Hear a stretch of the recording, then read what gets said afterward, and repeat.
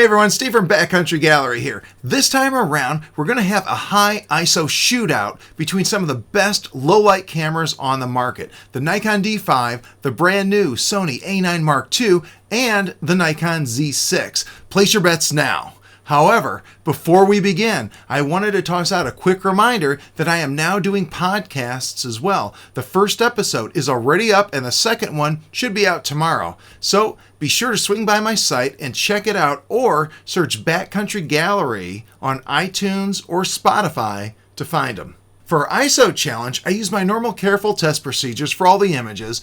The Nikons were mounted to a 300pf and the Sony to a 100-400 set to 300mm. All were shot from the same distance using the same f-stop and shutter speed at each ISO under the exact same light, and all from a tripod, of course.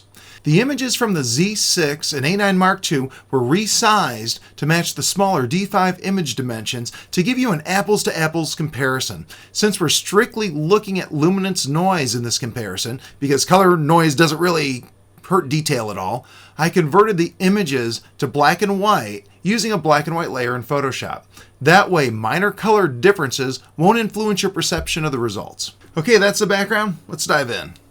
So I thought we should start with the overall scene, and as you can see, I taped my little color checker to my focus chart there, and the square we're going to go ahead and do 100% crops of is this one right here. So that's going to be where we crop in to 100%. We're going to put those side by side by side and compare all three cameras that way. So let's get started. So for this test, I decided to start at ISO 1600, just kind of assuming that anything from a D5, an a9 Mark II, or a Z6 is going to look pretty spectacular below 1600. And in fact, even the stuff here at 1600 is pretty darn clean. If you notice, the Nikon D5 looks like it's maybe just a little better than the a9 Mark II, which seems like it's maybe just a little better than the Nikon Z6, but all of them are very, very close. Now, one quick thing I'm going to ask you to watch as we go through these other shots is this little squiggly line right here, which I believe is just maybe a little cat hair that got stuck to my little color chart there. But keep an eye on it because it's kind of interesting to see how the noise will overwhelm the detail on something like that as it gets noisier and noisier. So let's go on to the next one. And here we have ISO 3200, and as you can see, pretty much the same story. The D5 is probably still the best of the bunch. The a9 is probably just a little better than the Z6, but honestly, I'm not even sure if there's a 1/3 stop difference between all three of these. I mean, they are really, really good. So let's move on to the next one. Now here we are at 6400, and same story again. The Nikon D5 looks like it's just a hair ahead of the Sony a9, and I would say the Sony a9 is just a little ahead of the Nikon Z6. Now, one thing to notice here that I had mentioned just a minute ago is these little squiggly lines here that we have on each one of these images, and how much more distinct the one on the D5 is over the one from the Sony and the Nikon Z6. So at ISO 6400, the Sony a9 Mark II and the Nikon Z6 are just on that very edge of being able to continue to resolve that really, really fine detail, and the Nikon D5 is still doing a pretty good job of it. So that's kind of interesting to note. However, that's not to say I wouldn't use the Sony a9 Mark II or the Nikon Z6 at 6400. Very, very good. They both look very clean, and I'd be absolutely happy to use those as well. But the D5 is keeping a little bit of an edge there. Next we have 12,800, and as you can see, the D5 once again is just edging these other two out, and I think the a9 Mark II and the Z6 are really neck and neck here, and maybe the Z6 is a little better, maybe the a9 Mark II is. Every time I look at the slide, I kind of go back and forth. I can see that the D5 is edging the two of them out though, so again, no surprise, but again, I think they are all very, very close here. All right, this time we're at 25,600, and as you can see, the Nikon D5 is definitely a little bit ahead here.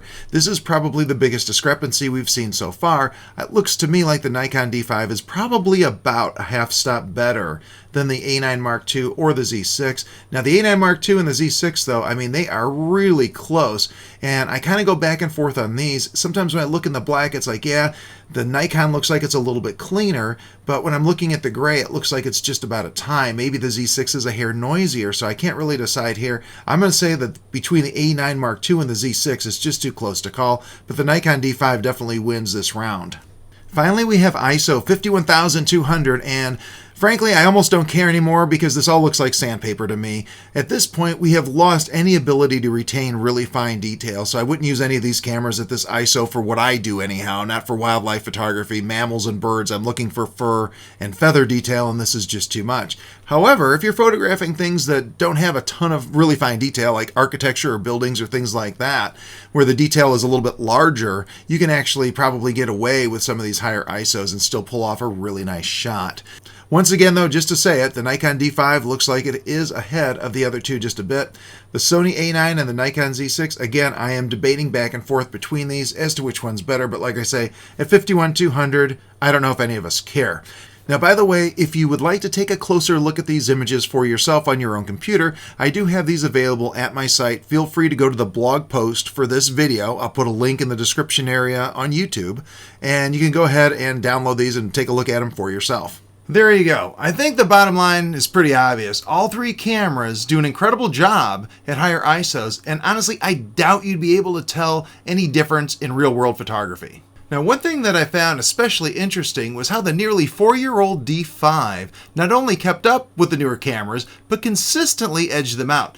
Pretty good for an item that by consumer electronics standards is borderline ancient. Now, I think the reason it did so well was because the D5 sensor was designed and optimized for higher ISO shooting. Both the Sony a9ii and the Z6 have better low ISO dynamic range, and in my opinion, I think that most of the time I'd probably rather have that little extra bit of dynamic range than worry about the incredibly minor differences I see in noise levels between these cameras. Still, I'm glad to own all of them, and I use each camera where it performs best. Finally, if you enjoyed this video, make sure you check out my ebooks, Secrets to the Nikon Autofocus System, Secrets to Exposure and Metering for Nikon, and Secrets to Stunning Wildlife Photography. Between the three books, we're talking over 1,400 pages of tips, tricks, info, and advice that can really help bring your photography to the next level.